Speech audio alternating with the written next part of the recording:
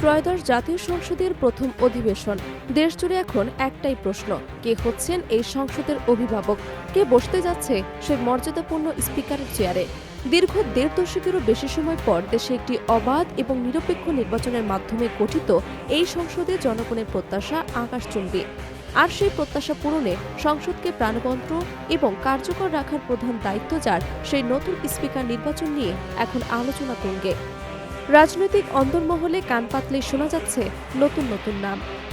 সাধারণত নতুন সংসদের প্রথম অধিবেশনে বিদায়ী স্পিকার সংসদ পরিচালনার দায়িত্ব পালন করেন, অথবা রাষ্ট্রপতির মনোনীত প্যানেল স্পিকারের হাতে থাকে সেই দায়িত্ব।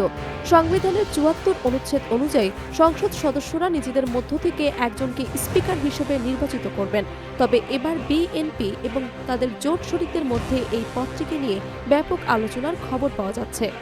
বিএনপি চাইছে এমন একজনকে স্পিকার হিসেবে বসাতে যিনি সংসদীয় আইন এবং কার্যপ্রণালী বিধি সম্পর্কে অগাধ জ্ঞান রাখেন এবং যার রাজনৈতিক ক্যারিয়ার অত্যন্ত স্বচ্ছ। কারণ এই সংসদের প্রথম ১০০ দিনেই বেশ কিছু গুরুত্বপূর্ণ সংবিধান সংশোধনী এবং সংস্কার বিল পাশের পরিকল্পনা রয়েছে। তাই একজন দক্ষ এবং নিরপেক্ষ স্পিকারের প্রয়োজনীয়তা এবার অন্য যে কোনো সময়ের চেয়ে বেশি। স্পিকার হিসেবে বর্তমানে রাজনৈতিক মহলে দুই-তিনটি নাম সবচেয়ে বেশি আলোচিত হচ্ছে।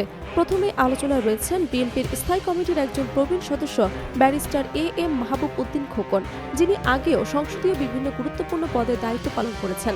তার দীর্ঘ রাজনৈতিক অভিজ্ঞতা এবং আইন বিষয়ে পারদর্শিতা তাকে এই দৌড়ে এগিয়ে রাখছে।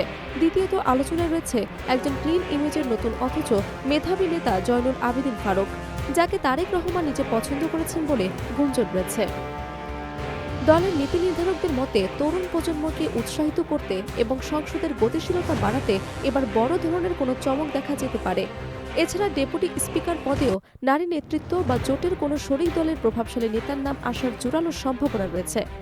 এই নিয়োগের মাধ্যমেই বোঝা যাবে আগামী ৫ বছর সরকার ও বিরোধী দলের মধ্যকার সম্পর্ক কেমন হবে। নতুন স্পিকারের সামনে এবার পাহাড় সম চ্যালেঞ্জ, বিশেষ করে সংবিধান সংস্কার পরিষদ গঠন, রাষ্ট্র কাঠামো সংস্কার এবং জুলাই সংসদের অঙ্গীকারগুলো বাস্তবায়ন করার ক্ষেত্রে সংসদকে প্রাণবন্ত রাখা একটি কঠিন কাজ হবে। বিরোধী দলের কণ্ঠরোধ না করে কিভাবে একটি ভারসাম্যপূর্ণ পরিবেশ বজায় রাখা যায়, সেটি হবে নতুন স্পিকারের প্রধান অগ্নিপরীক্ষা।